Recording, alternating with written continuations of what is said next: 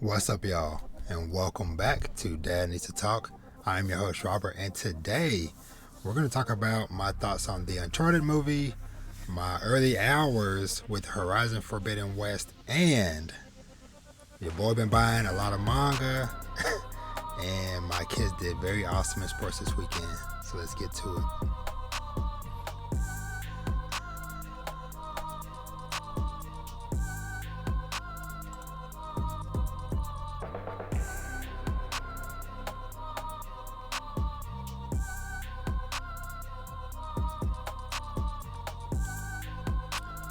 All right, so what is up, everybody? I hope y'all have had an awesome day, week, weekend, whatever the situation is, awesome month, year so far when you are listening to this. So, as always, if this is your first time here, then welcome. But if you're a returning listener or watcher, then welcome back. We're back for another regular episode of Dad Needs to Talk, where it's all about fatherhood, manga, anime, sometimes video games, and just living our best life. So, man, where to start? So I hope that, those of y'all that have been listening for a while, I hope that y'all have been enjoying me kind of mixing things up with the podcast episodes. Because I'm kind of liking the idea, and not saying that this is going to be a every other week type of thing, but I do like the idea of, doing like some regular episodes like this where I talk about, like the weekly shows and manga and stuff like that I'm doing, but then maybe like mixed in some interviews or just discussions I have with guests and stuff like that. So yeah, so like I said, I hope y'all are enjoying those. I hope y'all enjoyed the episode that came out last week with me and Mama Loves Manga. That was such a very fun episode to record, and I hope that y'all enjoyed listening to it. And next week, I'll be having another episode with another very awesome guest. I'm not going to say who it is. Y'all will just see when the podcast hits y'all feed next week. And speaking of podcast feeds, real quick, because I'm about to do some double checking on this because for whatever reason, the episode last week with Mama Loves Manga, for some reason, it never posted on Spotify. And it's very weird because, like, everything else that I've done for almost the past year has gone up on Spotify no problem. And a manga review that I've reviewed a couple of days after went up on Spotify no problem. So I'm like, what is going on to where, why that one episode didn't populate. Sorry, I'm checking to see. Yeah, the episode just never made it onto Spotify. So apologies for anybody, that listens or watches the podcast on Spotify. The episode just never dropped. And I reached out to Spotify support, and they said 72 hours where, hey, here we are a full week later. So I'm about to reach back out to them and see what happened with that episode. And hopefully this episode goes everywhere it's supposed to as well. Like I said, that was just very odd, but we'll keep trucking along.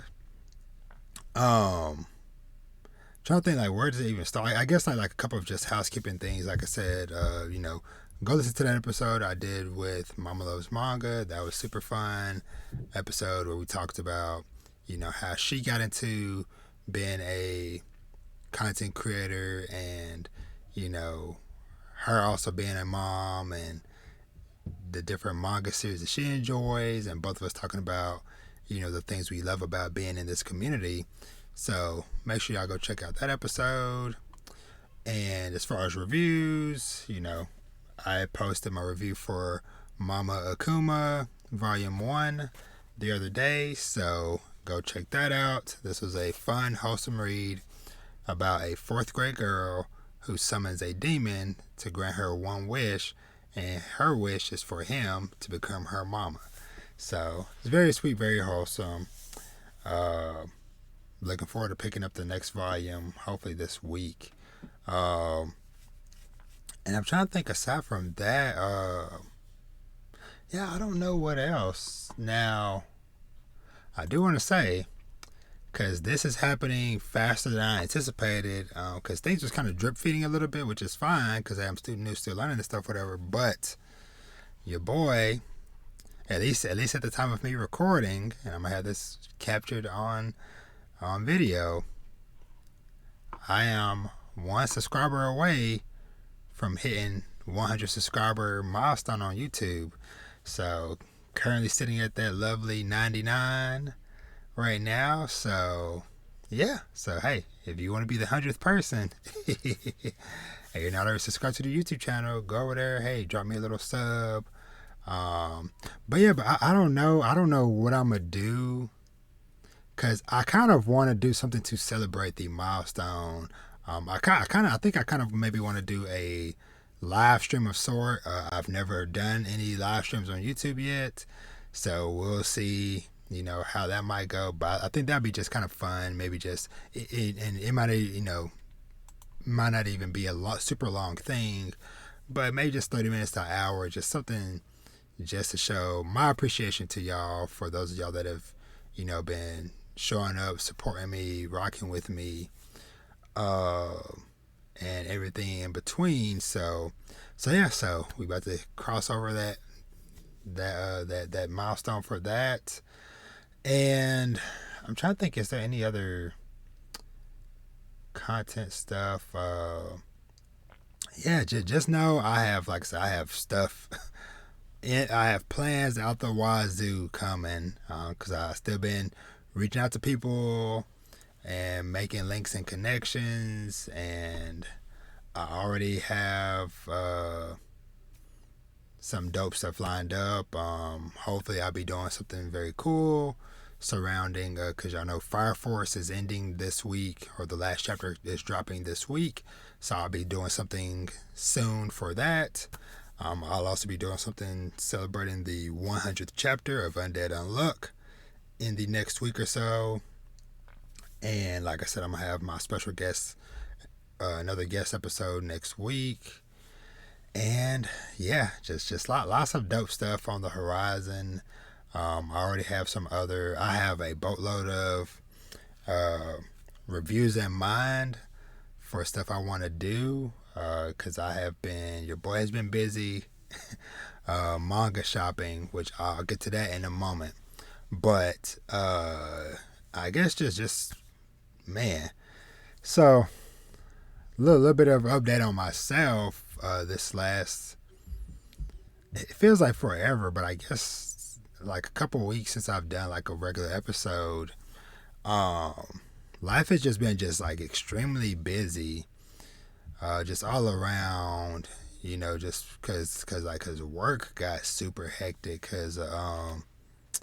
cause we had a shipment of some all-in-one computers came in, and it was like almost 200 came in.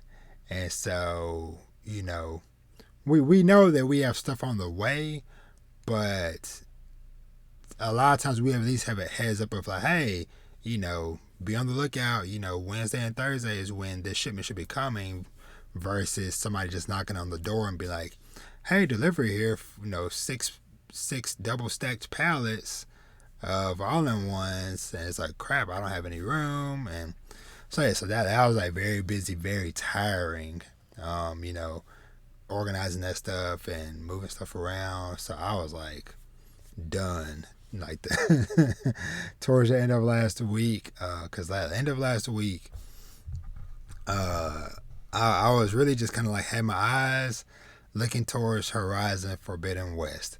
I was like, okay, I'm going to work my butt off, and then, hey, Friday after work, I'm going to go pick up my copy, and we just going to be playing it all weekend or whatever. It's going to be like how I was able to squeeze in a bunch of time with Pokemon a few weeks back. I'm like, yeah, we supposed to just dive into Horizon. Did not happen.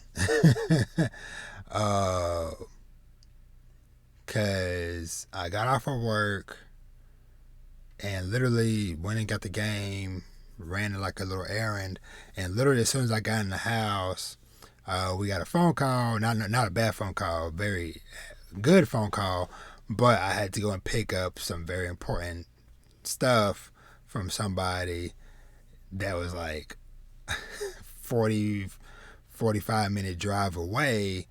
And so by the time I got back doing all that stuff, whatever, and got back home, it was like 9 p.m. And so I sat down, I tried to play Horizon. I played maybe 30 minutes, if that. And I was dozing off. And I was like, yeah, I can't do it. Made me think about there was a TikTok I came across recently where this guy is basically talking about trying to get some gaming in after a long day of work, and he just slumped over in the chair going to sleep and stuff. So that was me Friday night. And then over the weekend, so once again I'm like, okay, I can get up, get some gaming in. Nope. Because my wife handled the morning / daytime basketball stuff that happened, but between me doing laundry, so my Saturday pretty much was got up, started getting stuff ready to do laundry. My wife left to take my oldest to his couple of games he had.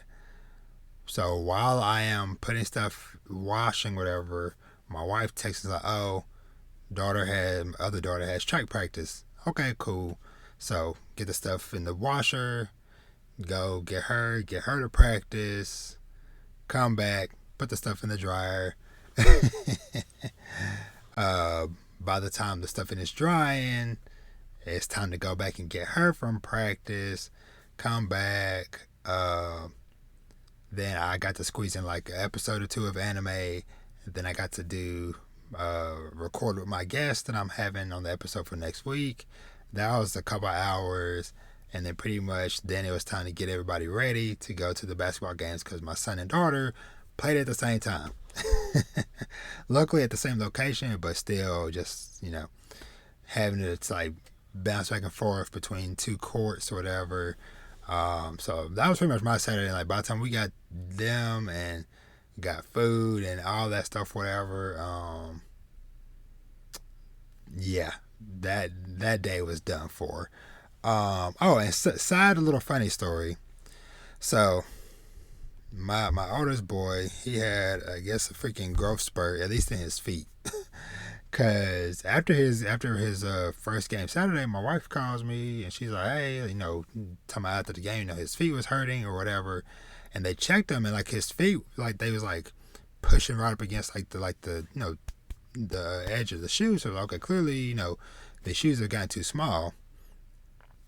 Tell me why, and keep in mind, my kids are active, so we do our best to stay on top of, make sure they have shoes and gear and stuff, whatever. Now, this boy went from a size 9.5 to an 11. So the shoes he had on in that game was a 9.5. And my wife, afterwards took him and to get some more shoes or whatever, and they was measuring his feet and then trying different shoes or whatever. So okay, of course, go up a size. 10, nope. 10.5, nope. 11. This boy went from a 9.5 to an 11. What the heck? So, but got him situated with it, but I was like, whoa, that's crazy. So I knew that was Saturday. Sunday, I got up early. I played a little bit, once again, 30 minutes or so, whatever, of Horizon. And then it was I could play this, or I could also catch up on more sleep. So I chose to catch up on more sleep. So, because I got up at 6 something or whatever Sunday, because I went to bed kind of early Saturday because I was so freaking tired. And so lay back down for a little bit, and then by the time I got up, me and my wife took my oldest, because he had a championship game Saturday around noonish or whatever. So I was okay, got up, got him there, whatever. And they killed it. They won their division, whatever. They won. They went undefeated. Basically, his team. Now this is the team that he has been playing with, or that he started playing with when they was all like 7 years old or whatever, and he's 13. So they've been playing together roughly for about 5-6 years. Now, the wild thing about this, and I think this just truly shows, one, how good Coach K did with them over those years of, you know, them being smaller and growing up, to now, to where, and those of y'all that might have listened to a couple months ago when I mentioned that they came back together because a lot of them hadn't played together in a while, just because, you know, of where they primarily was practicing at and stuff, whatever. It was too far, and, you know, so for like the last like year and a half, they hadn't all played as that original team, whatever. Well, now they're all back together with a couple of new pieces or whatever, but the core of that team, they all been playing together since they was 7 years old. So they went undefeated this season, and they had no practices. It was literally the first time they got back together after a year and a half. They played that first game after a year and a half together, destroyed the other team, and every game since then has been pretty much close to pretty much a blowout game every time. And so they pretty much, think about that. They're playing upper grade. They're playing 7th grade level or whatever, because most of the kids are 6th graders, maybe a couple of 5th graders on the team. But they came in, they played a grade level up, and they went undefeated almost easily with no practices. It's literally just showing up every weekend for whatever game it is, play it, destroy the other team, come back home. So that was just a super crazy thing to just really think about. But super proud of my boy and their team, the Marlins, undefeated season with no practices. And then we came back to the house for a little bit, then rounded up all the troops, and we all went to the afternoon games because my son's other team had another championship game, and then my daughter's team had a championship game. Now, both of those, they unfortunately lost. Now, with my son's, his was kind of weird because the schedule originally said 5 p.m. So, we're leaving the house at like 4:15 because, okay, hey, you know, because it's like 20-minute drive or whatever. So, okay, hey, that gives us plenty of time, whatever. Tell me why we get in the car and we barely get down the road, and my wife gets a message or whatever saying that, hey, where are y'all at? So, this team or whatever, they only have 5 kids, including my son. They only have 5 kids. So pretty much until my son got there, they had to play with 4 kids. Now, granted, they, for the most part, they held pretty good, whatever. They were losing, but it wasn't like a super big blowout or whatever, considering the circumstance. But just unfortunately, whatever, it was just, you know, crazy. But all in all, proud of my kids. They did good, had a good season. Now we get a couple of weeks of hopefully no games and stuff like that. Maybe like some minor practices, but no super hardcore stuff for at least a couple of weeks. So I can maybe catch up on sleep, catch up on playing some freaking video games and something, man. Cause yeah, and so you know, so something that you know is kind of pretty much becoming more of a reality now after this weekend. So after after all the games or whatever, one of the coaches, we know him or whatever, but he basically it's a situation to where he was part of one of the organizations that my son was playing for or whatever. Well, now he's splitting off and starting his own thing, and he's asking for my son to play on his team or whatever. And so this is something that is, we've dealt with this over the years, but it's becoming like more and more prevalent or whatever because, that original team that my son was on, two coaches from that spawned off and started their own thing or whatever. And so one of them, we've played with, maybe like once or twice a year. We'll reconnect with him, a little pickup team, whatever. They'll play tournaments and stuff, whatever. The other coach that spawned off from that original team, whatever, he we just reconnected with him in the last couple of months, whatever. And so I was looking at maybe trying to do some stuff with him, or he's asking about doing some stuff with my boy. And then so pretty much like this is truly, I guess, not saying I wasn't already aware of this, because like I said, my son already played for a couple of teams or whatever, and we've gotten these talks before. But with him getting ready to go into middle school soon, it's a lot of conversations happening, whatever, of like, hey, like, we about to be in this real deal, to the point of like, as far as like, okay, now we're like, me and my wife literally we are factoring in schools and athletic programs into our next move, because y'all know I've talked about before over the last several months, whatever, about like, we have literally outgrown the place where we stay at now. We're in a 3-bedroom apartment. Was plenty of space when we first moved here 6 years ago, because all the kids were tiny, and now they're preteens and teens. And when we moved here, Vash wasn't even existent, and now he's 4 going on 5. And so we have literally physically outgrown the space. But now with us looking at like where we might move and stuff, whatever, now we are factoring in, okay, school, not just the general school system, but the athletic program and stuff like that. And maybe even thinking of moving closer to where, with some of the other team members and stuff, whatever, from that core team, so that they can all play together at middle school. And so it's a lot of stuff. Like, this is like a whole other level. This is like the type of thing, and forgive me, anybody that might be listening to this for the first time, like, man, I thought this guy was talking about anime and manga.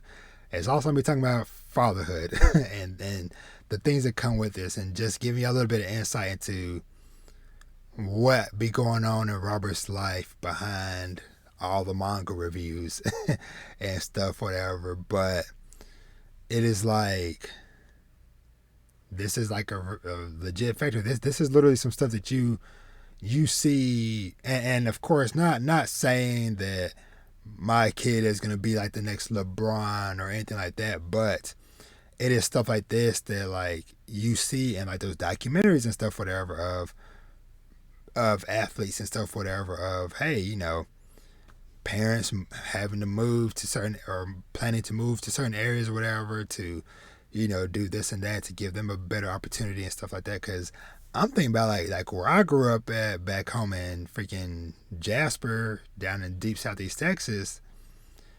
There was no choices down there. It was just small country town, one elementary school, at the time one intermediate, one middle school, one high school. That's it. Everybody went through the same school systems for generations, and it's still like that now. Unless you literally move to a different town. Whereas like up here in the Metroplex where we stay at, you pretty much freaking move across the street, you in a different school district, damn near, And so it's like, okay, the area where we're in now, I love it. It's nice and chill. But the way their school system is set up is like, this is not going to be beneficial for any of our kids, because a lot of our kids are, active in sports and stuff, whatever. Throw Vash right in there later on this year, hopefully, when he gets turn 5. But this is like part of the lifestyle, and this is legit something I am contemplating, like how to handle myself, because it's like, okay, that once again, that balance I talked about not that long ago, a few episodes back, of like that balance of giving myself my peace and doing things for myself, but also make sure I'm having time to do stuff with my kids or whatever, because it's like there are certain fundamental stuff whatever with my daughter that does track, or my daughter does basketball, or my older son, all this stuff whatever, to where it's like, okay, trying to carve out some time in between everything else whatever, like, okay, you don't have normal practice, but all right, this day we can go to the rec center and work on some drills or XYZ or whatever.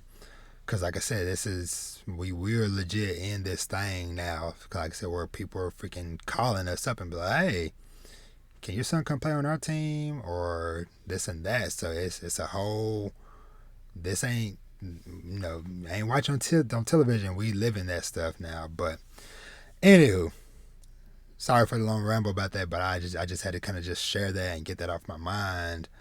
Cause like I said, it is a super busy life. If you thought just, working a day job and being a father of 5 kids on just a normal basis was tough, but now not only do we have kids that are active in sports, but we also have kids that are excelling at sports. And so yeah, but we'll see how this all kind of plays out. But enough of me rambling on. Let's just kind of just dive into some stuff. Yeah, so I guess like the only kind of like I don't know if this is even worth my time mentioning, but for those who care, for like a brief news thing, whatever, they announced Street Fighter 6. Said they're going to talk about more about that later in the summer, so be on the lookout for that, I guess. But aside from that, I don't think there's nothing else like too major. Yeah, there was like a lot of like cool looking like anime and manga announcements, but I forget a lot of that stuff, and a lot of times I'd rather just wait until I'm like, if it's something I'm gonna be picking up eventually. It's like, yeah, it's cool to know that, oh, this thing got announced, but it's not coming out till August. I guess sometimes it's good to mention like to y'all, like I said, if it's something that y'all want to, maybe pre-order or get your eyes on or whatever. But otherwise, it's kind of like, But anywho, so let's just dive into some stuff. I kind of want to start off today, and this episode, we'll see how things kind of flow. And I feel like I said it a million times, but I might not touch on every single thing I necessarily want to, because like I said, I'm just kind of, it just been a busy, crazy last week and some change. But I definitely do wanted to touch on certain things I got to watch and read and play and stuff, whatever, from the last week. So we'll see. So let's just dive into it. So I do kind of want to start off a little bit, and this will be very minor, but sure, just like super early thoughts of me playing Horizon Forbidden West.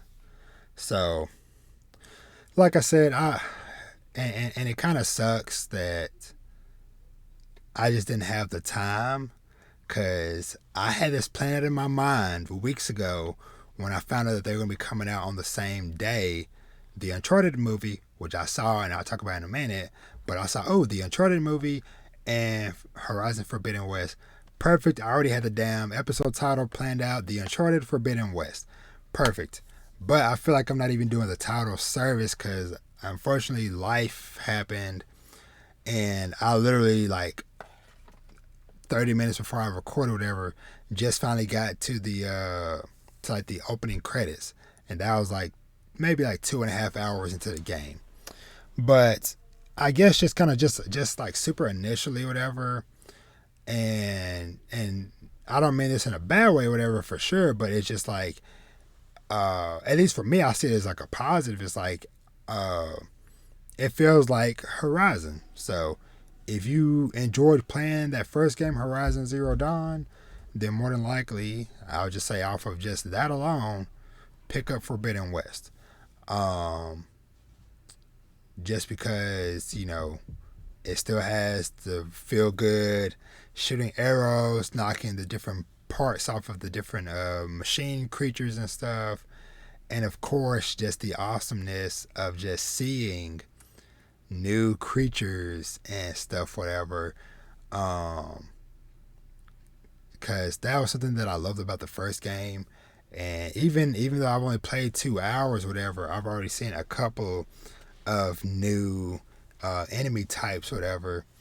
And so, yeah, but I'm just super excited to like really get to like sink my teeth into it. And I don't know, how things would go as far as like when I'll get to talk about it on the podcast, whatever again.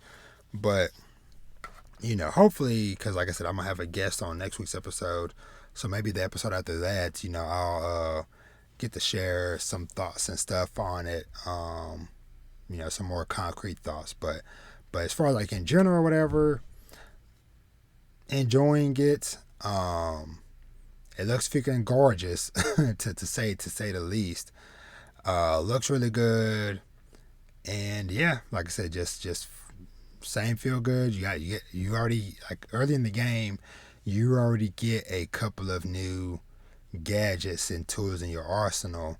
And so, it is still like a little bit of like finicky and clunkiness with some of that stuff, but it's just kind of like relearning that stuff, because it's kind of crazy that it's been 5 years since the first game came out, which is kind of wild that it's been that long. Even 5 years isn't long, but it also is long because of the fact that when I played Zero Dawn, Vash wasn't born yet. I don't even know if we had found out that my wife was pregnant yet. Let's see, because Vash was born in November, October, September, August, July, June, May, April, March, February.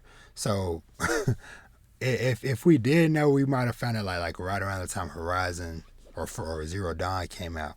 But it's just kind of crazy that like Vash wasn't even born last time this game came out, or when the first game came out, and now he's 4 going on 5, so now he's old enough to where he can actually play this one. It's weird. It's like you didn't exist when the first one came out. Now you're able to play the sequel. Crazy.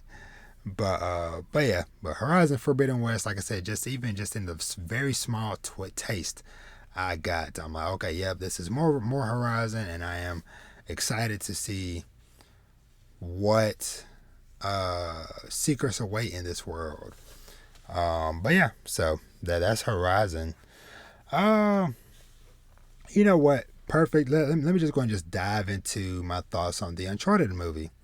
Now, I'm trying to think. I'm gonna try not to go too spoiler. There's not really. It's kind of hard to try to spoil the movie, especially if you've played any of the games. But the Uncharted movie, made by Sony, makers of the Uncharted franchise. Honestly, I feel like it was better than expected. I don't know, because maybe it's just because it is such a low bar for like live action adaptations of like video game movies and stuff like that. But I feel like it was a solid action movie. And I feel like,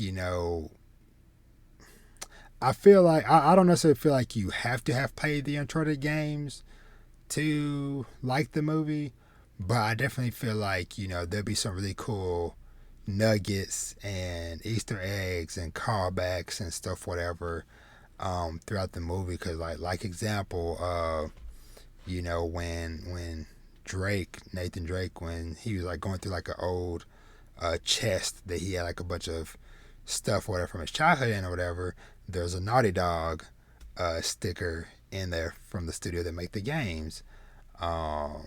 there's some cameos from certain people or whatever in the movie. But honestly, this movie, it was a mix of moments to where I was like, oh, I remember playing that moment or something similar to that moment in the movie, because it's kind of like a mix of a couple of games, because in this movie, they have, or they talk about uh, Nathan Drake's brother Sam. Well, in the video games, there was no mention of him having a brother until the fourth and final game in the main storyline. So that part from 4 was in there, and then they had like the big airplane sequence that's been in the trailers and stuff, whatever. That's from Uncharted 3, and so that was definitely moments where I was like, oh yeah, I remember playing this moment in the game. But it was just kind of cool just seeing like how they did that. I did enjoy the pretty much the same aspects that I enjoyed about the game, just like the globe trotting. Okay, what location y'all gonna go to? How they're gonna solve certain puzzles to unlock certain doors and stuff, whatever. I really liked that part. And yeah, Mark Wahlberg is Sully. No. Tom Holland, he did a pretty solid job as Nathan Drake, but as far as like as Sully, could have did without him, to be honest, because yeah, but who knows, maybe in the next movie, he'll do better. But there was definitely a moment like towards like the back half of the movie, or towards like basically like the last like big sequence of the movie, was they find the treasure or whatever, of course, but then the big bad, she ends up basically calling in these like helicopter things to airlift these giant like galleon ships or whatever up out of this hidden area or whatever. And just that whole sequence of like the helicopters flying through with the bosswood and those fight scenes and stuff, whatever. That's a moment I would love to play in a Uncharted game, because that seemed like it would just be just full of so much fun, just jumping back and forth between, the helicopters and the ships and all that stuff. So, but overall, in general, okay movie. Do I feel like you need to go out and rush and see this movie in theaters? No. But if you have some spare time, maybe you have, a few bucks to spare, and like, what, I want to just watch just a solid action movie, whatever, action adventure movie. And especially if you're a fan of Uncharted, sure, why not go watch it? But like I said, not necessarily like a, hey, yes, you must go watch this day one like I did. But just more of a, hey, if you have an opportunity to watch it, consider it. So yeah, so that was the Uncharted movie.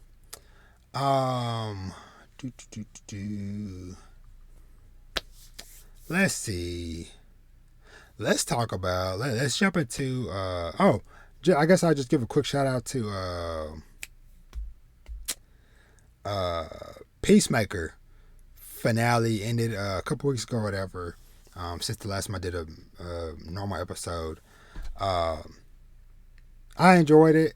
That show was crazy until the end, and I am down for whatever they might do or bring next. But yeah, it was a wild, crazy, violent end to that season, or to that series, or I guess I'll just say season, because it's more likely they're gonna do something else, whatever, with him in the future.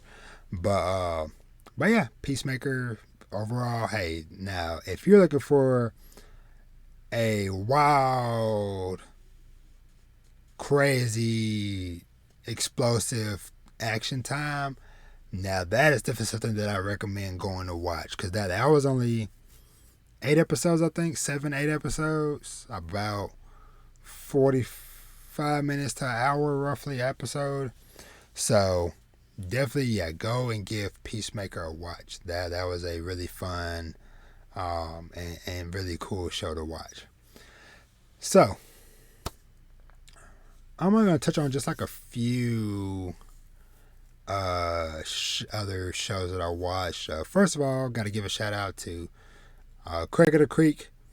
They put more episodes up on HBO Max. I was very happy to see that when that dropped. So I have more episodes of that to go and check out. So, and once again, if you are not already on the Craig of the Creek agenda, go watch it. Super awesome show. It's fun if you just want to watch it by yourself. It's fun if you want to watch it with your family, with your kids. It is just a good, wholesome time for all ages. Let me see. Oh, yeah. Yeah, they put 10 new episodes up on there, so cool. All right, cool. But yeah, Craig of the Creek. Excited about that. Coming back. Now. Trying to think. I'll mention this one real quick. So a new one I started per the recommendation of the homies over at Mike Check Waifu Podcast, Polo and Tel. Now, what is this? So, because this is one of those ones that has a super freaking long name. So let me see. Where is it at?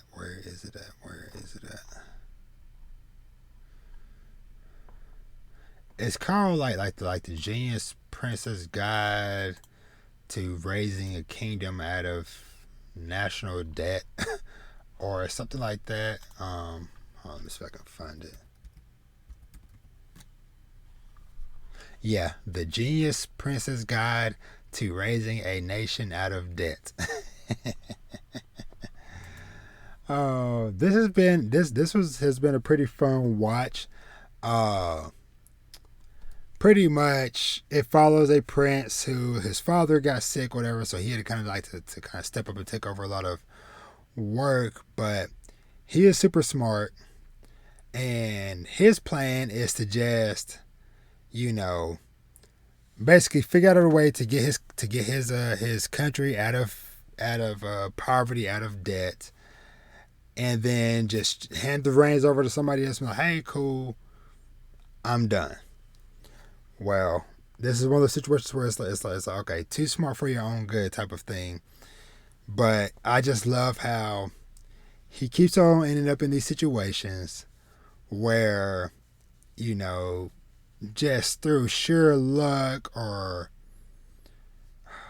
tomfoolishness, buffoonery, whatever word you want to use, some conflict happens and he ends up outsmarting the opposition. And yeah, I just really just enjoy just seeing him work and just seeing like how, a plan comes together and they kind of go back and explain like, okay, hey, this is what happened. This was his thought process of what led to this outcome. So, but yeah, that's just a fun watch. Same thing, I'm still enjoying watching Strongest Sage with the Weakest Crest. That's also still been fun to watch. And also, I've also still been really enjoying My Dress Up Darling as well. I am a few episodes behind on Case Study of Vanitas. I think I'm like 4 or so episodes behind now. So, but I'll catch up to that soon. So, let me touch on Love of Kill. So I think this was episode, was it 5? Let me see if I can find it real quick. I think it was episode 5.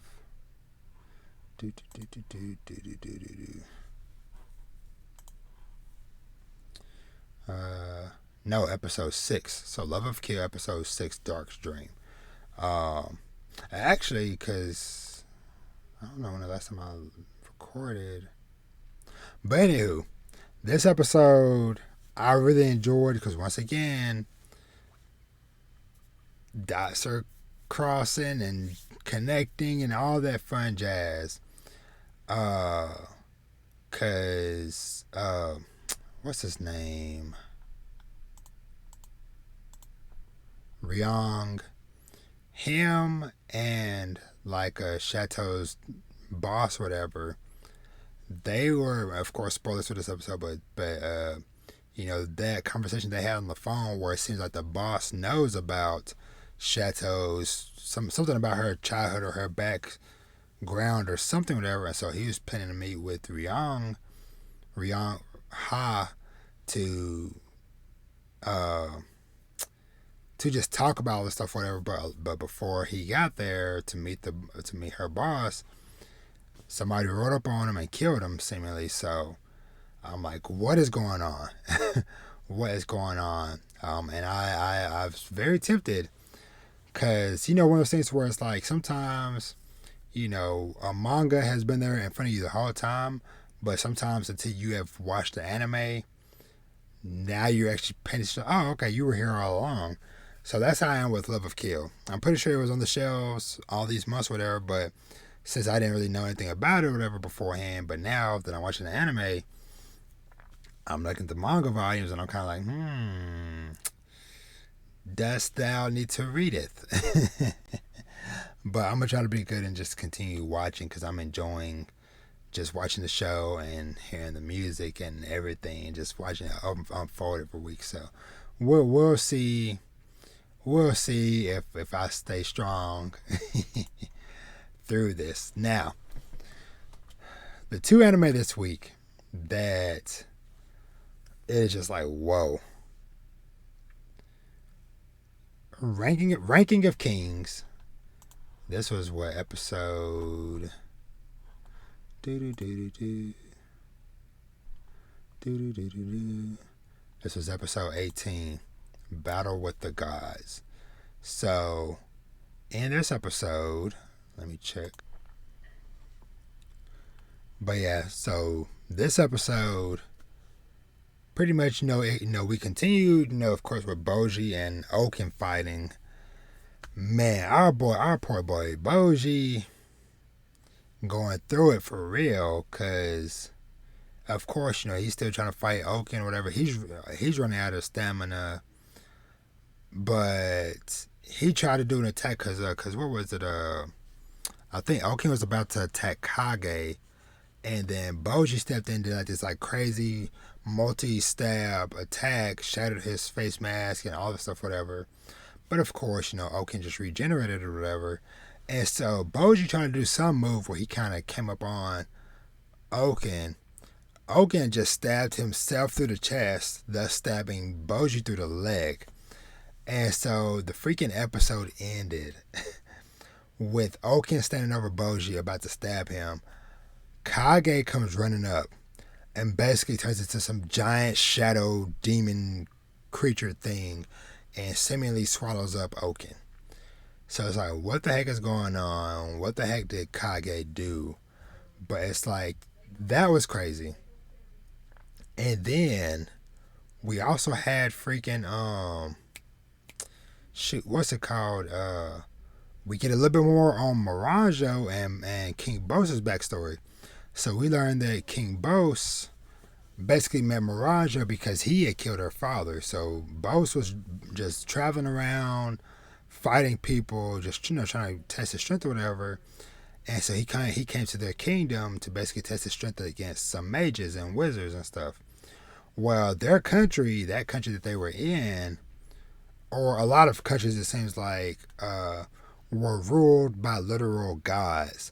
The same way, because we learned in the last couple episodes about how Despethem's father was a god who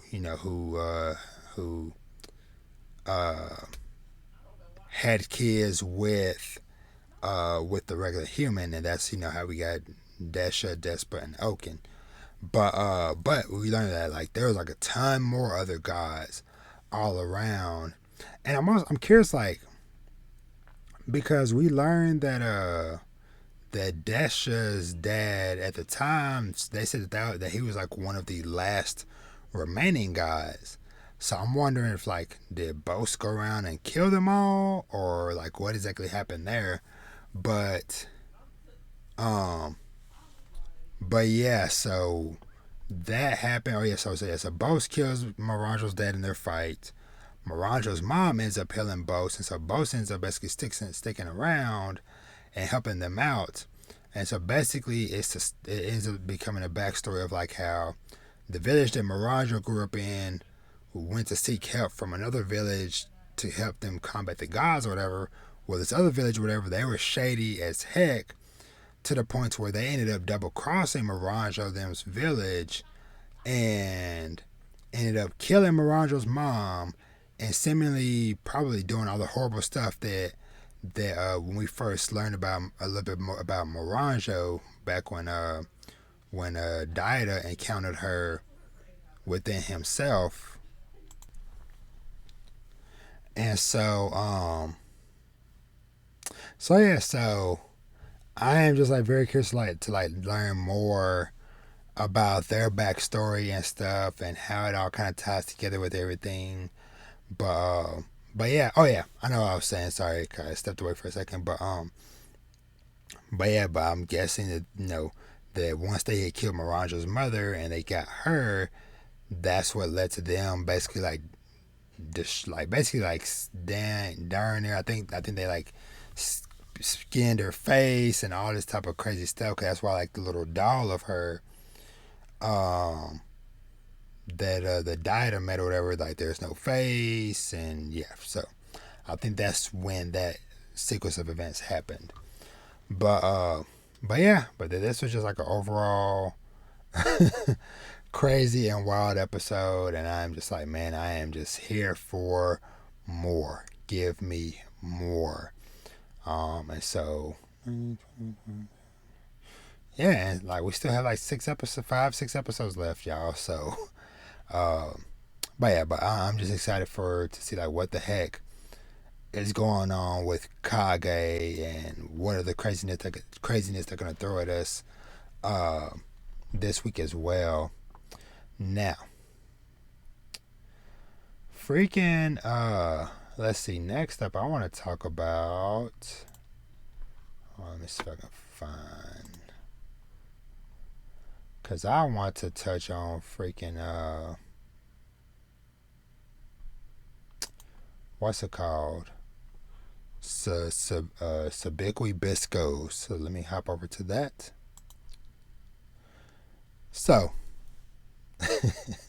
this episode of Sabikui Bisco was so wild because, of course, we picked up where last episode ended. So I don't know. I don't think I didn't get to talk about it. So last week's episode, they ran into that one girl again. I think her name was it Trio, Miss T, the girl with the pink hair that they keep running into, whatever. Ran into her again, helped her out, and then basically when she helped them fix up the train or whatever, and they got going, they got attacked by these freaking octopus, squid things, whatever. Killed that thing, whatever. And so, along their journey, whatever, in last week's episode, whatever, they got this encyclopedia of like all these different creatures and the type of mushrooms that they come with it or whatever, or they can usually be found near them or whatever, or on them. So we learn about this thing called the freaking pipe snake that the rustator mushroom that Bisco's been searching for is on. So they come out the cave after finding the giant octopus thing, and it was like, whoa, giant bird scoops up the octopus. It's like, whoa, the octopus was decent size. Then it's like, yo, this bird is huge. Then it's like, yo, this snake thing is huge. Because this thing comes out of nowhere, just eats up the bird, no problem. This thing has freaking human fingers and human legs as like, it's like centipede limbs. It was very weird. But basically that they were fighting that, and then Pau shows up at the end of last week's episode or whatever, and that's where this week starts off, where it's like her and Bisco are fighting, and Bisco's like, yo, this is not the freaking time to be doing this. And so basically Pau ends up getting captured by the snake thing. Bisco and Milo work together and save her or whatever, and they both end up getting swallowed up by the freaking snake in the process, but they end up taking the snake down from the inside out. So that was pretty dope, very cool. And uh, so they pick the mushrooms, whatever. Okay, cool, this is the mushroom. At first, Bisco's like, nah, this isn't working, whatever. This must be a false lead or whatever. But come to find out that it seems like the blood type of mushroom keepers can activate something going on with the mushrooms, because Milo tried to stop Bisco from leaving. He got some of his blood on his hand. When he touched the mushroom, it glowed again. And so I was like, okay, so something in y'all's blood activates these things. So, key information, whatever. Basically, it seems like Milo develops some medicine or whatever. So he gives Pau a couple vials where it was like, hey, one for you and one for Javi. So now keep in mind, because I forgot, while all this is going on, the freaking governor dude comes in and ambushes Bisco them and freaking takes the giant snake thing away. So, which was kind of weird how he just showed up, like seemingly at the right place at the right time type of stuff. And so that was pretty crazy that, okay, he happened to show up and, he, carried off the snake. But he has a lot of shady stuff going on, but he ends up shooting Bisco. Bisco gets hurt again. And so, but anyway, he makes off with the thing, whatever, but they still are able to make the medicine stuff, whatever. And so Pau's like, well, I'm the only one that can get it back to Jabi and whoever else on time because I have my motorcycle. So, but as she is getting ready to leave, that is when we have this moment to where Pau goes and basically she gives Bisco her portion of the antidote stuff, whatever, and basically she says that she's doing it because she knows that when Bisco got shot, he got shot with a rust bullet, and that would accelerate the disease faster than what's even going on with her. So she's like, hey, I'll take the one I have to Jabi, and then you take that one or whatever, and cool. So she actually gives him a smile, and she made a comment because she talked about how nobody had ever called her pretty after a fight, like the first time they fought or whatever. And then she got close. She was like, hey, now that I get a better look at you, you're quite dashing yourself. Now, that line alone was surprising, as we see in Bisco's face, but we can see the pink lips on Miss Pao Wu. When she talking, it was like, okay. And of course, Bisco is super embarrassed, like, yo, where the heck is this coming from? But yeah, I just love that moment. But things get a little bit crazier later in the episode though, because freaking while Bisco is out doing what he's doing when he's not supposed to be or whatever, the governor dude makes a broadcast that goes out to all the TVs that are in their range, and basically he shows something, or Milo sees him, because the guy specifically is like, hey, Bisco and Dr. y'all probably should be still within the range and be able to receive this message. So, and then Milo saw something and it scared the crap out of him, because when Bisco came back in or whatever, Milo tried to play it off or whatever, but Bisco, of course, picked it up and he was like, are you okay? And then he like tasted the food, and it had some type of like sleeper stuff or whatever, and Bisco's like, you think I'm an idiot or whatever? And so Bisco is like, basically Bisco figures out, okay, something must have happened and your sister's in danger, I'll go get her. Then we have this confrontation where Panda's like, no, no, you're too hurt. You don't need to do this, whatever. And so, yeah, they end up having a little slugfest, a little brawl, and Milo ends up getting the better of Bisco by injecting him with something that puts him to sleep. And so Milo is I'm sorry I'm saying back for Milo, but Milo he pretty much sets off to go try to fix things on his own. Um, but this was like a super wild and super good episode overall. So I'm super excited to see next week's episode. So real talk. Now, manga very quickly. Well, maybe not quickly, but just some quick things I want to just touch on. Yeah, because I'm not gonna touch on everything, whatever. But Sakamoto Days, chapter 59. These last few chapters of them on this freaking airplane continues to be super dope. And I'm liking that, we're just getting to see like all these other characters and stuff and more personality stuff coming out. But Sakamoto, really good. Shoot, I was talking about some other manga stuff, but I guess I'll get to that in a second. Cause we actually in Sakamoto Days, cause we learned what that young lady's name is. Let me see. It's towards like the end of it. Akira. Okay, her name is Akira. But that was a very fun chapter, as the last few have been. Now I want to shout out. There is a new series. Let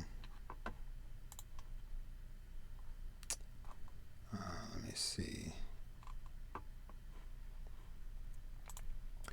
Called Akane-Banashi.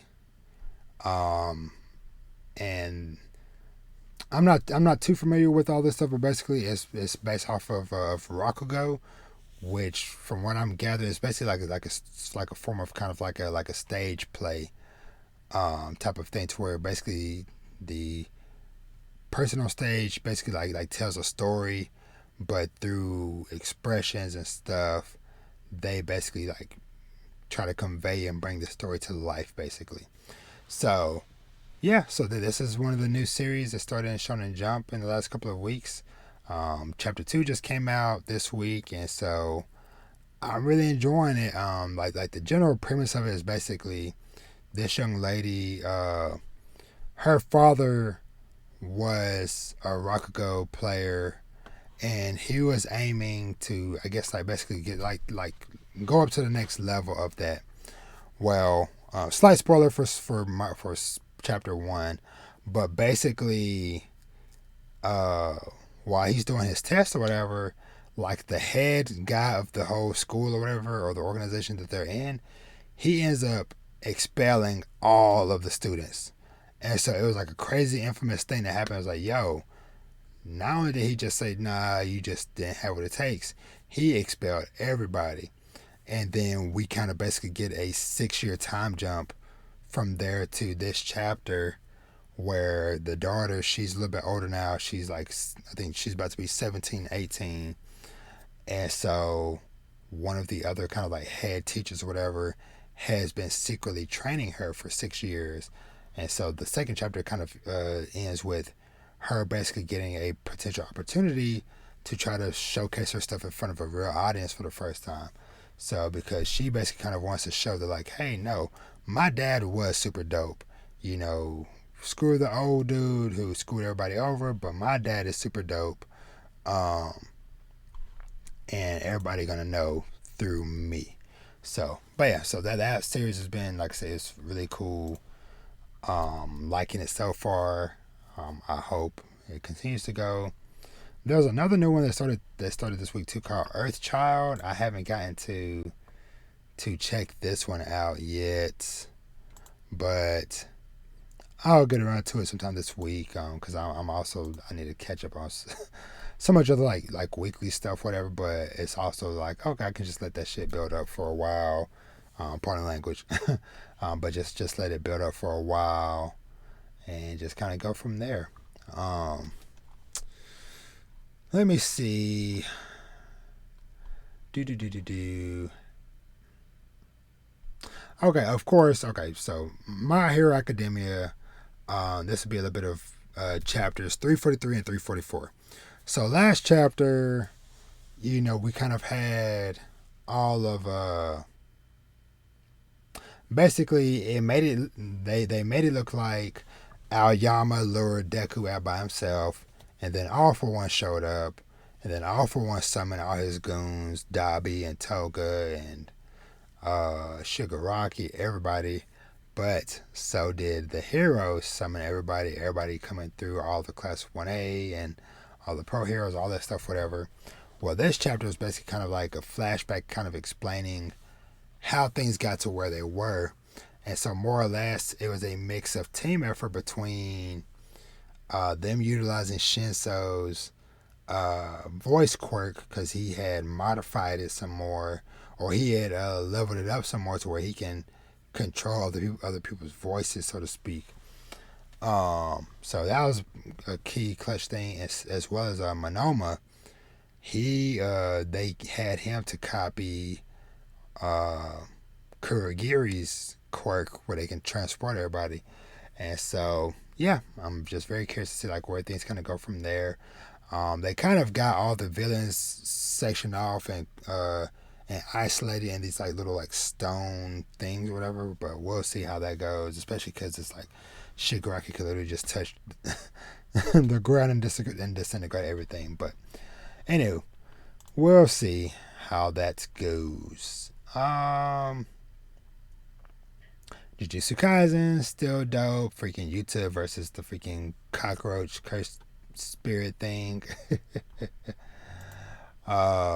Dr. Stone, I don't have too much concrete stuff to add right now, but basically just another good chapter. Just still crazy, just getting more background information about the freaking petrification devices and how they're talking to these things and all that jazz. So, and because this latest chapter 230, basically kind of ended off with Senku asking to speak with them privately or whatever, because he had like a proposition for the petrification devices, but he's like, I have to say this alone. And so he gets brought in front of them. So I'm curious to see like what the heck Senku has, what plan he is cooking up his sleeve. But Dr. Stone being good continues to be good the last couple of weeks. And I don't want to touch on Undead Unluck this week because I'm going to get to that soon. Kaiju number 8, chapter 56. So, man.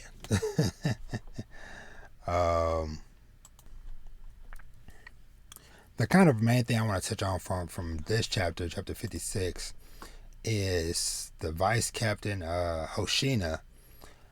Basically, the conversation he has with Kaiju number 10, where basically what happened is he's trying to get information from Kaiju number 10, and Kaiju number 10 talks about how much fun he had fighting Hoshina, and he asks Hoshina to turn him into a weapon for him, so that Kaiju number 10 can continue to fight and enjoy fights and stuff, whatever, but doing that in exchange for information.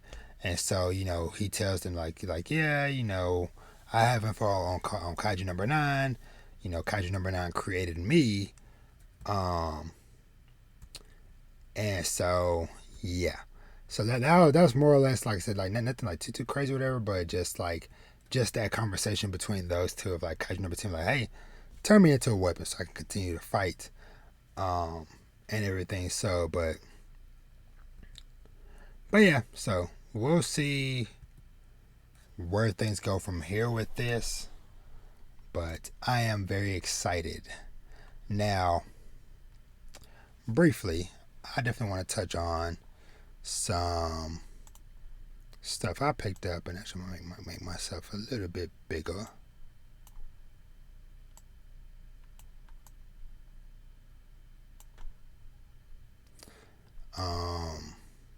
Yeah, whatever. So, this is a small sneak peek of what is going to be a ridiculous manga haul this month. But I picked up some goodies, some really dope stuff. Some stuff I'm like, you know, wasn't like 100% happy about, but it is what it is. Everything can't be bangers and winners all the time. But and actually, I don't know why I picked all this stuff up. Cause some of the stuff I'm gonna save for the manga haul video. But of course, your boy went and got a couple more copies of Witch Hat Atelier.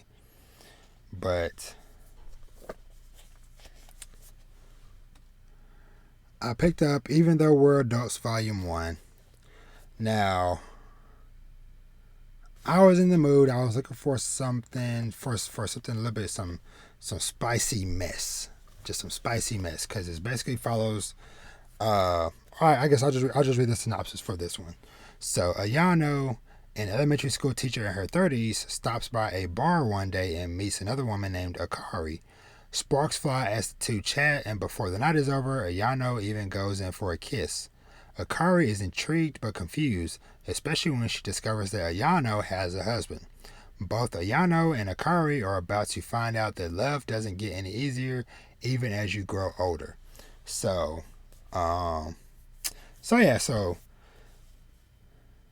it does start to get like a little bit messy or whatever, but I feel like, at least like, I guess like what I was expecting going in, it didn't meet those expectations. So I don't know. I might, because there's 3 volumes out right now.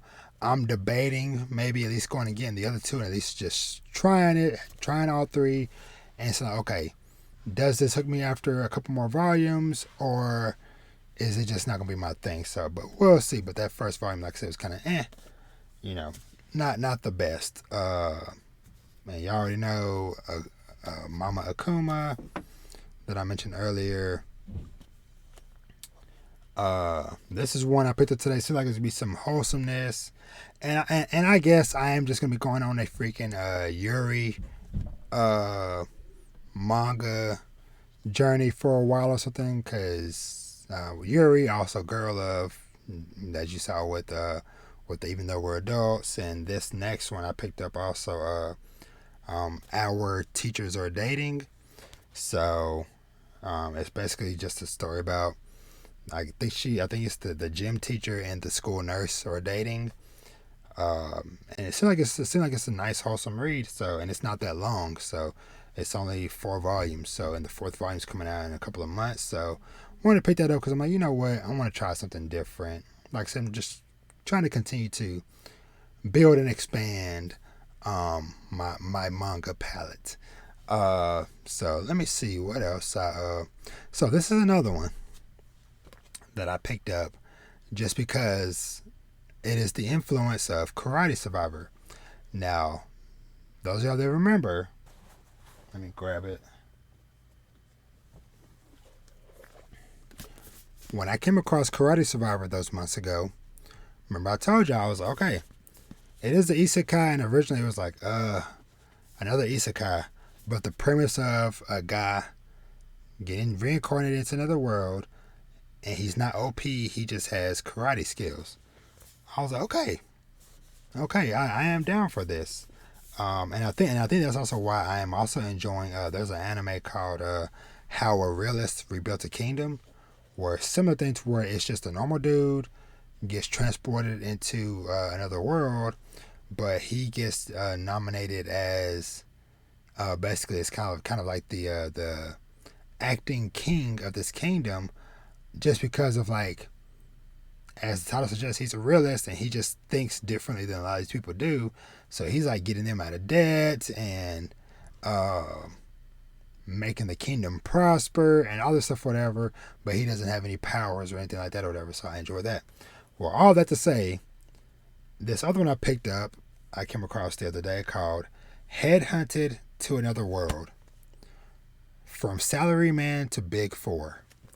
Now, I enjoy this first volume so much, I will be doing a review soon, but I went ahead and picked up volume 2 as well. So, this one, it is just a normal office dude. So I'll read. So the synopsis for this one is: Uchimaru Denosuke is your normal, everyday salaryman trying to climb the corporate ladder. But then he's summoned to a terrifying fantasy world by the demon overlord, who offers him a new job as one of the heavenly kings in his army, with full benefits. Uchimaru may not have muscles or magic, but he does have an office worker's skills and savvy. Will they be enough to keep him alive? So yeah, this one is a fun read just because it is a normal dude, and his job, and before he got isekai'd, he was a regional director or regional manager or whatever, and basically his job was to travel around to different locations, different countries, different companies, and to negotiate deals.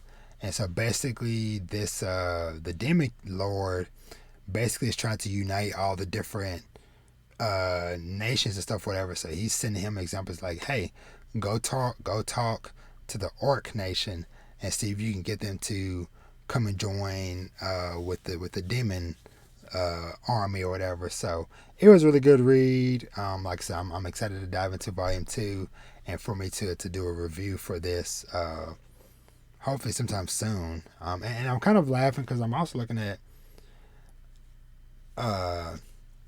I guess this would be like my sign of confidence of not only if the title and premise sound good, but if it's from Seven Seas, because this one's from Seven Seas.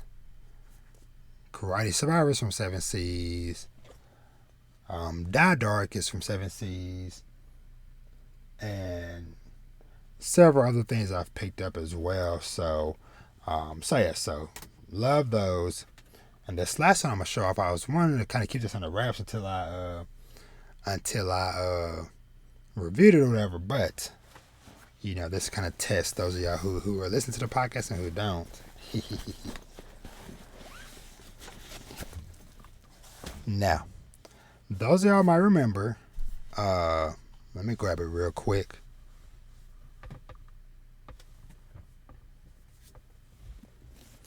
A recent series I fell in love with, Witch Hat, and I'm gonna say the name right, Atelier, Witch Hat Atelier, by Kamome Shirahama. So, you remember how much I've loved and gushed about this? Like I said, I've just freaking bought even more volumes of it. Well, I came across this beauty called Eniale. I think it's pronounced Eniale and Dewiela. Now,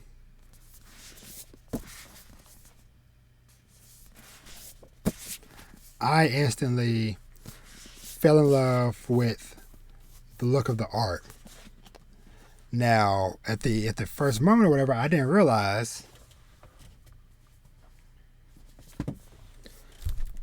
that it's the same author as Witch Hat Atelier. Cause I just had a feeling. I was like, why am I so drawn to the look of this, to the feel of it, everything? And then it wasn't until I got home and I was like, just looking through, just reading or whatever, and I was like, just look at this freaking beautiful art. And then I looked at the author's name, and then I went and grabbed my copy of Witch Hat, and I was like, yo, it's the same author. And this is the series that she did before Witch Hat. So, and it's short. It's only 3 volumes, the 3 I showed you there. So, I got like halfway through volume 1, and then I remember when I was at the store, there was only one other copy of all the volumes. So I just went back to the store the next day and went ahead and picked up volume 2 and 3 because I'm like, you know what? It's only 3 volumes. I'll knock that out. I'll love to do a review of it all. But basically, I'll read the synopsis for this one. So, angels and demons aren't known for getting along, but their shared enthusiasm for designer labels and luxury items has drawn Angel Eniale and Demon Dewiela into a tempestuous friendship, which has a tendency to dissolve into conflict. With the powers of heaven and hell behind them, even a minor fashion disaster can have near apocalyptic consequences for the people of Earth. So, yeah, just very, very dope looking art. And like I said, I just enjoy how it look. I enjoy how the paper that the manga is made on, all that stuff. So yeah, so like I said, that's just like a taste of some stuff I picked up recently or whatever. And I have a lot of goodies coming that hopefully I can do for the for my manga haul for this month. So very exciting times, and yeah. So I'm trying to think, but like I said, I just want to just kind of touch on those few things, and I'll see where I'm gonna go from there. Let me just check real quick to see, because I don't think I had anything else I really wanted to touch on this week.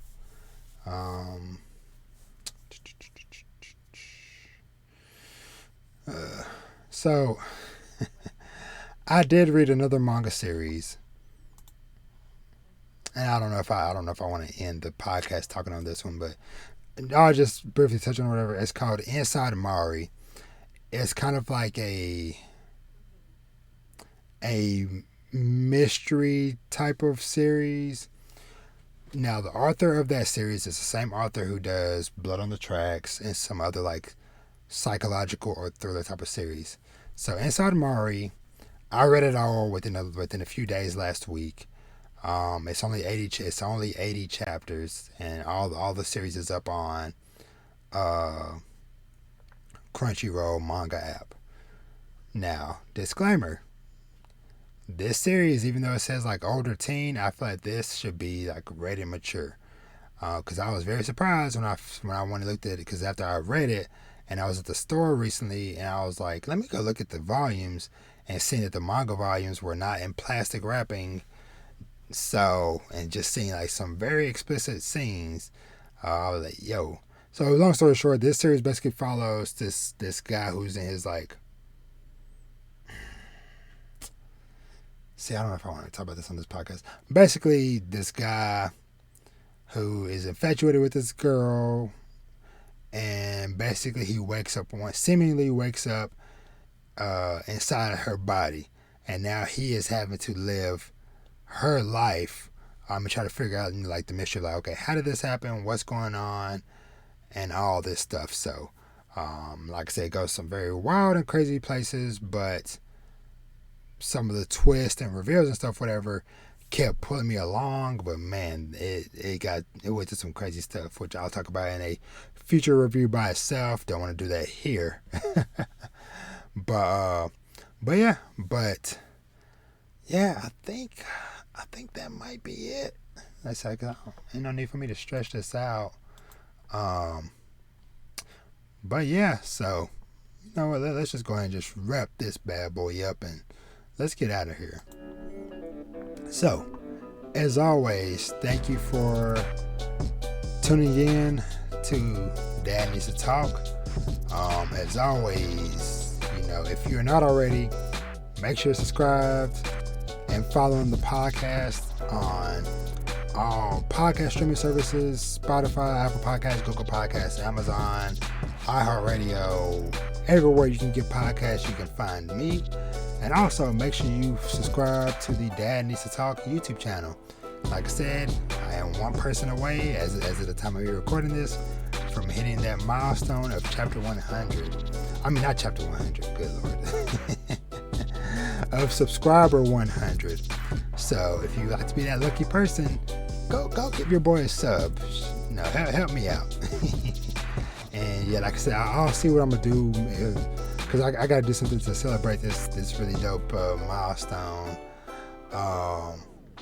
But yeah, so be on the lookout for that.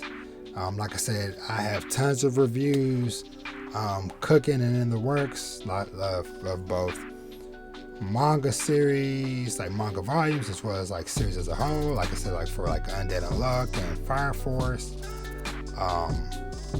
So yeah, be on the lookout for all that stuff. Make sure y'all are checking out the hashtag 100 Manga Comics Challenge. Once again, it is just a challenge to the community to just get out there, read more, whether it's manga, comic books, webtoons, manhwa, whatever the case may be. Get out there, try out new stuff, try reading some new things, and share with the community what you're reading and stuff like that. So, but yeah, like I said, just make sure to follow me everywhere. I'm at Dad Needs to Talk. You can also go to dadneedstotalk.com, which is the central hub for everything that I do. Go follow me there. And yeah, like I said, make sure to subscribe to the podcast. Shout out to Rifty Beats for the music as always. And to all the dope manga people out there putting out all these awesome series. I did forget to shout out, there is a new series. I don't know how to pronounce the name. I think it's like Gacha Kito or something like that. Basically, it is a new series that is created by the basically an apprentice for the person who did Fire Force. So the guy who created Fire Force, his apprentice, she started her own series, and I read chapter 1 the other day, and yeah, I am ready and I am excited for that. So show this super quick. Yeah, look at that dope art. Yeah. So but yeah, so with that being said, I am out of here. As always, make sure to treat yourself to something nice. Read some manga, watch some anime, play some video games, and as always, live your best life. And I'll catch y'all next week with my special guest episode. I hope that the episode will put you in a very good mood, and be on the lookout for just more dope stuff from your boy. So y'all be easy. Y'all have an awesome rest of your week. And hopefully we don't get iced over. We got another ice storm coming. Y'all be easy. Catch you next one. Peace.